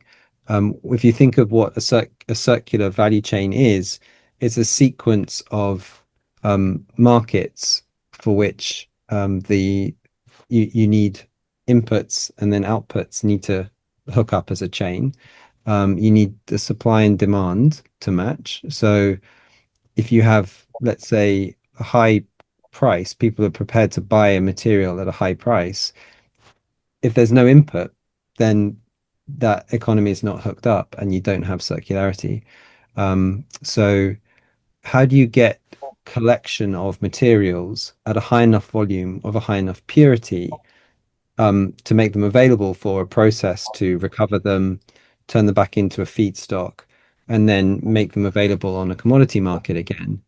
That requires homogenization of typically design standards. So a good example is in the PET bottle with beverages, where I believe the 5 major beverage companies and their bottling partners came together about 10 years ago. It took a couple of stages, but basically to agree on a set of design principles. Like, they wouldn't put dye in the plastic, so it'd all be transparent, and any any colors on those boxes would have to be through the packaging. Consistent cap approach, a particular standard on the PET plastic. Pretty simple, but that then enabled mass recovery, which enabled volumes of scale in the offtake market, as it were. And now, as a result, Japan has 88%, I think it's over 90 now, actually, material recovery of PET bottles. And a big part of that is consumer behavior, because it's a very recognizable format. There's, I think, material like recycling is something like 76%. And then horizontal recycling is at around 43%, I believe. So that's PET bottles going to PET bottles. Those numbers are something in those areas. And when you hear recycling, you kind of assume it's a horizontal, but actually horizontal recycling is very hard to do, particularly in plastics. And so that's by far the highest rate anywhere in the world. So I would encourage and try to, if you have influence, encourage a culture of collaboration, because it's only going to help your category. I mean, it's quite possible that the beverage companies with the PET bottle format would have lost their social license to operate by now if they hadn't acted in that way.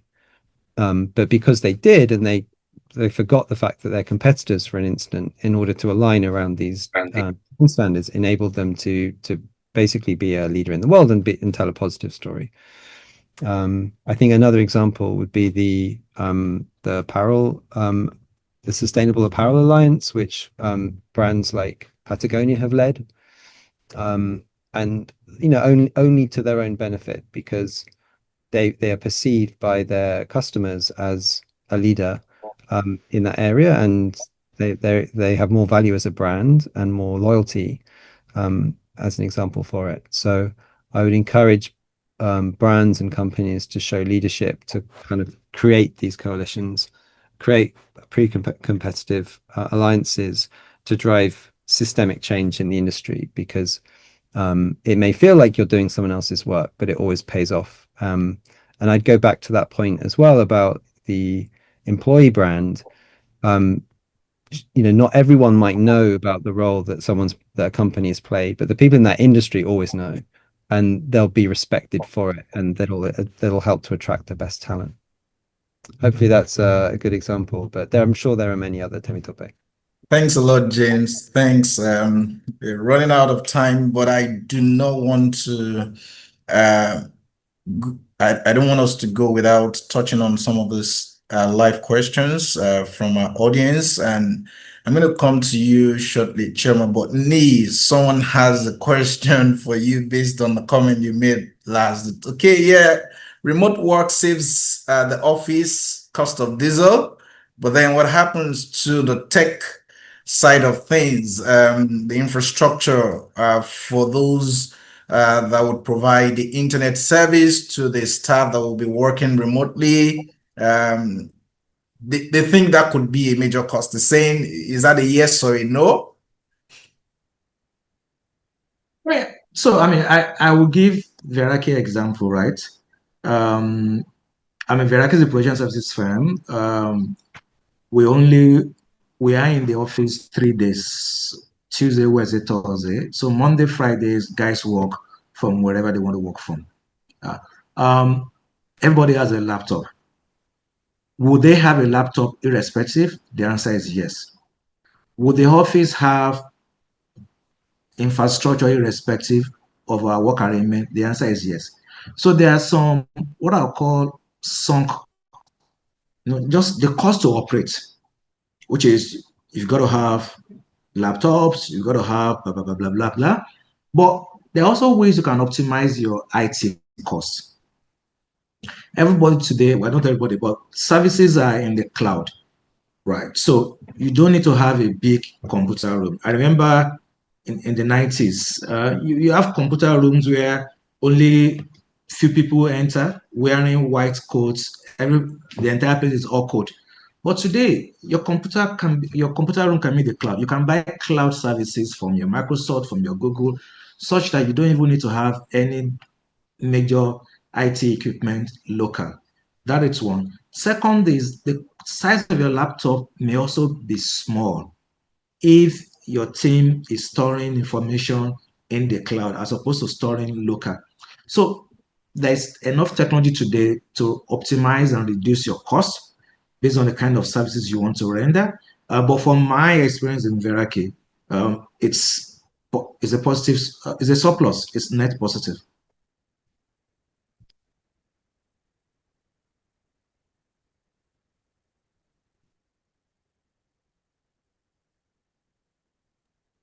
Temitope, we can't hear you. You're muted. Yeah, muted. Thanks a lot. Thanks a lot, Nee. Thanks everyone for calling my attention to that. So, like I mentioned earlier, we'll be rounding up in a bit, but before then, I would like to also get your thoughts, Chairman. What key sustainability initiative at Seplat do you think has led to significant growth for the company and maybe community impact also? Okay, very quickly, bearing in mind the time is fast spent, 2 programs. The first one is our end of routine flaring, which I sort of mentioned, which basically is a commitment that is national. Nigerian government has committed to ending routine flaring at oil and gas operations in 2030. We have a target to end routine flaring in our onshore operations in 2025 at the end of the year. We're well on track to achieve that. What it has done for us in terms of growth, and revenue actually is cost savings.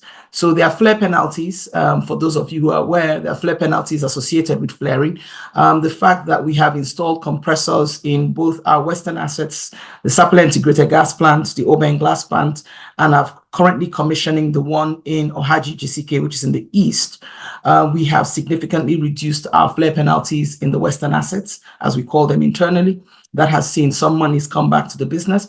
More importantly, you are now seeing reduced emissions into the environment for the communities around where our operations are set up. We also have been able to Nee's point at the beginning where he talked about innovation and he used telco, is you've now identified new products that can go to market from the gas because you're compressing and you're utilizing, pulling that gas back into your operations. So there's an opportunity to trap that and use it for other initiatives. One of the things that we've done in thinking around the Sapele Integrated Gas Plant, as we had end of routine flaring in mind, was to incorporate an LPG module, which now allows us to, which is the next phase, to actually provide LPG, which is clean cooking gas for the communities. And that's the next phase.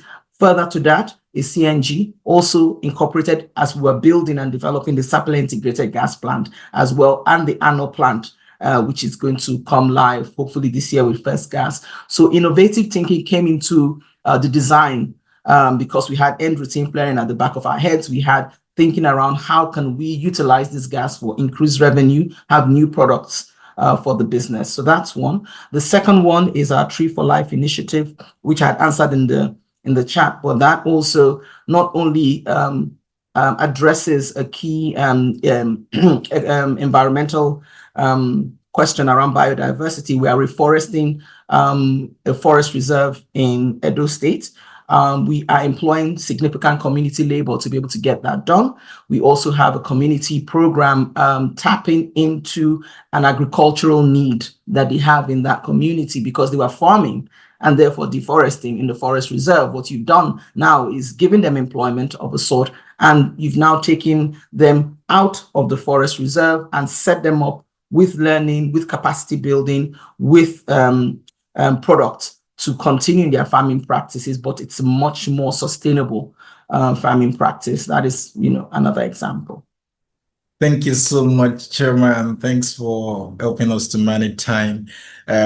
So clearly, there is a lot of value that sustainability thinking in itself, design thinking, system thinking is driving for organizations, and Seplat is taking a forefront with respect to that.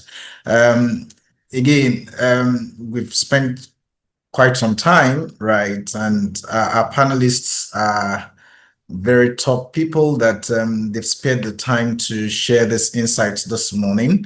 We'll be getting their final thoughts soon, but I would like to still, get some, I would like that just beyond giving us the final thoughts, we have this opportunity, we use this opportunity to still pose some questions to them. So you answer a question and you then put in your final thoughts. And I'll come very quickly to Dr. Tona. Someone is asking, number one, how has your bank been reporting sustainable activities, right?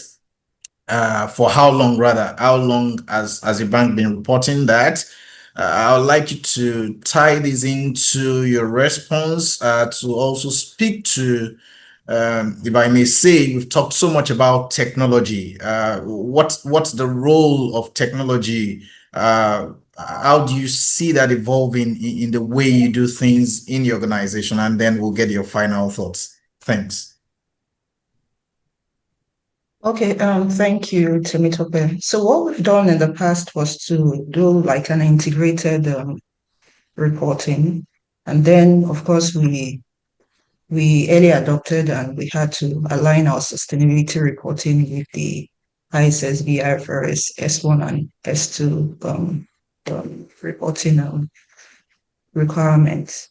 With regards to technology, I mentioned that we have what we call the Sustainable Banking Management System that allows us to gather data on a whole range of parameters, diesel, waste, and based on that, we're able to gather data that is we consider to an extent reliable and which we also use for our reporting. Now, that's not to say that there are other opportunities that we cannot like leverage on. For example, the use of AI and also data analytics to ensure that we have real-time data, not just for our operations, but in terms of even our portfolio.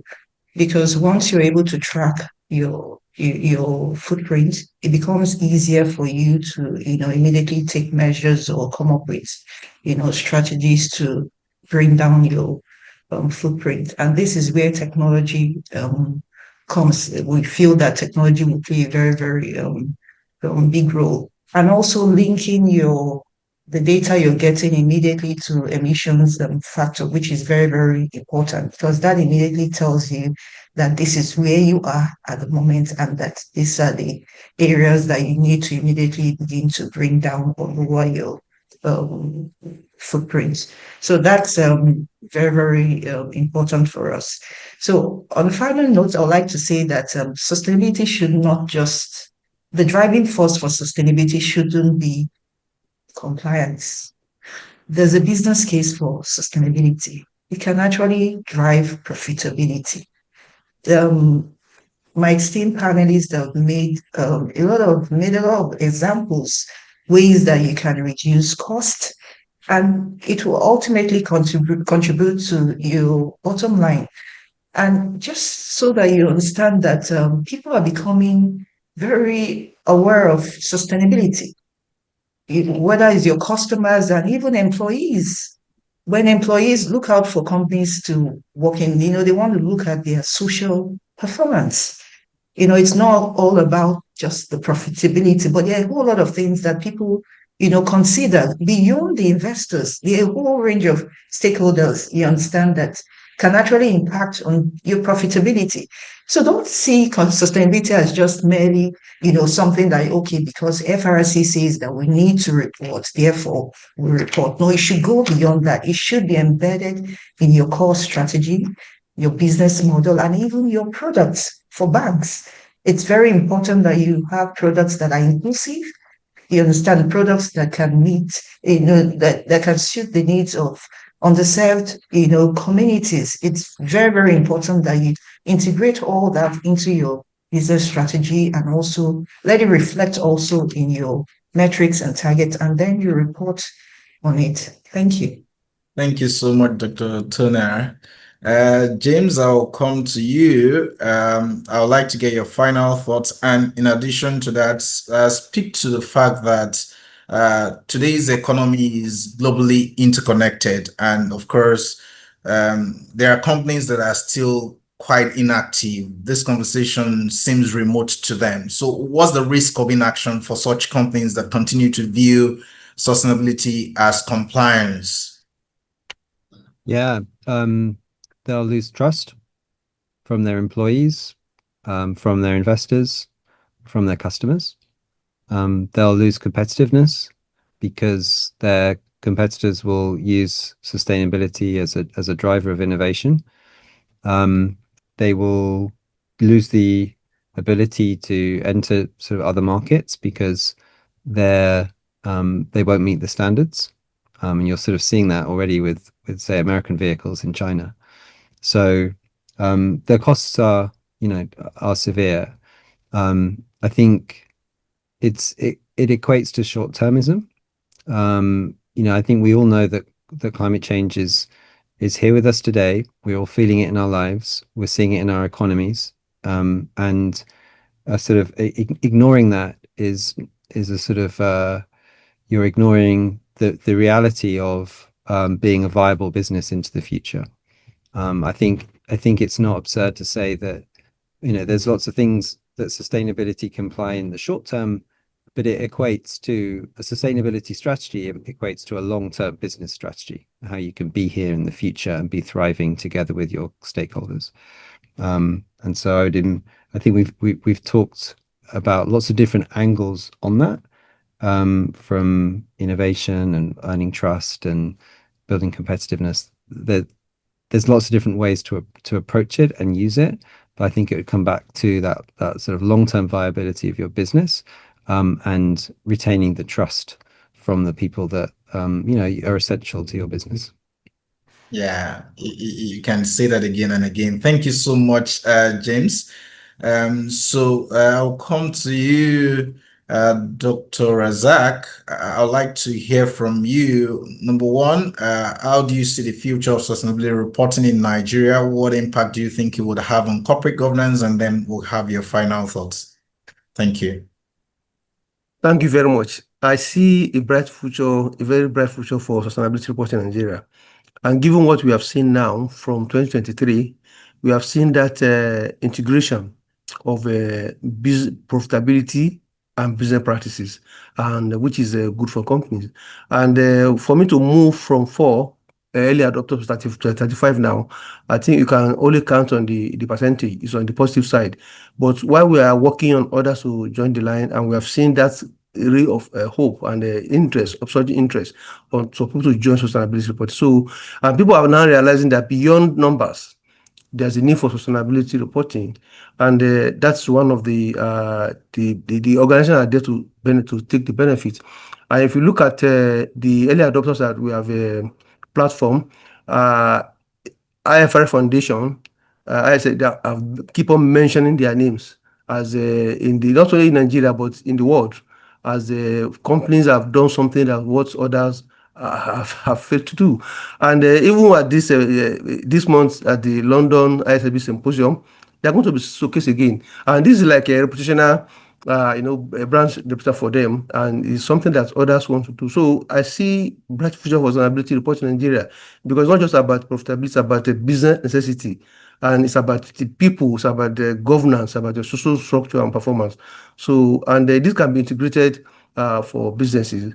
So I will advise companies, just like Nia said, to learn from others, to collaborate, and to take it simple. There's a principle in the IFRS2, we call it proportionality mechanism. It allows the company to give what they have while looking for other things that are necessary. So they take it simple and move gradually. And I believe that they can do it. And like we said in FRC, we encourage them, we handhold them, and we work with them. And many of the training we do, we create WhatsApp groups so that we say the discussion does not end, it's going to continue, so that they can ask questions and learn. So for me, the future of sustainability reporting is very bright. And from what we have seen, we can only continue to count the numbers, and the number counts. Thank you. Yeah, thank you so much, Dr. Razak. Chairman, I'm going to come to you. Dr. Razak talked about people, right? And we know that people are the lifeblood of every organization. So how do you engage employees in sustainability initiatives? How does that also tie into corporate growth? And then we get your final thoughts. Thank you. Thank you very much. So again, mindful of time and very quickly, I mentioned, I think earlier when I spoke around the Sustainability Management Committee, and I'm using CEPLAT as a classic example. So it is collective responsibility at the leadership level that drives the employees to do what they need to do. And that is also my final word, because when you are not looking at sustainability, I think similar to what Dr. Tona said, as the responsibility of one person or one unit, but you look at it as collective responsibility at a management level. You've embedded it in your strategy. The management has a commitment and therefore co-creates, collaborates, and set those KPIs at that level. That already starts to drive it into the business. The second thing is looking at your corporate scorecard and KPIs. So in CEPLAT, for instance, 20% of our annual KPI is ESG focused objectives. And so that means that everyone in some aspect of what they do every day or every month in their places of operation and their daily work has to have achieved some form of those objectives. For me, it's 35%, and that's because of my role. But for every other employee, 20% of their scorecard. So at some point, there will be a way in which you find yourself involved in a sustainability initiative. I think that helps to sort of build the culture the mindset, and ultimately drive corporate growth, because your corporate, scorecard is focused on achieving the goals of the business, which is revenue generation, as well as, maximizing returns to your shareholders, stakeholders, and to the community at large. So collaborative and collective responsibility at leadership level is something that I'll leave as a final word for anyone who's listening. Thank you. Thank you so much. And now I come to you, Nii. How do you see things looking ahead with respect to the industries that we have? Which of the industries or sectors in Nigeria do you think have the greatest potential to harness sustainability as a driver of competitive advantage? Well, I really don't know any industry that doesn't have the opportunity. Whether you're looking at me, so more than a quarter of our GDP is agriculture. So agriculture has huge opportunities for sustainability, given the floods that we've witnessed, given the droughts. So climate smart farming, agro-processing are things that can boost yields, that can reduce waste in the agriculture sector. Manufacturing can benefit from energy efficiency. So production that is energy efficient, circular economy models where you are reusing and what's the word? You're turning waste into energy. You are recirculating same items. Even local sourcing. When you source local, when you source near your point of use, all those can reduce costs, can reduce your environmental impact. In the oil and gas industry, Chairman has given great examples of how gas has become a big part of energy mix. Solar renewables, biogas from waste to bioenergy. Mini grid solutions are now available in various communities and co.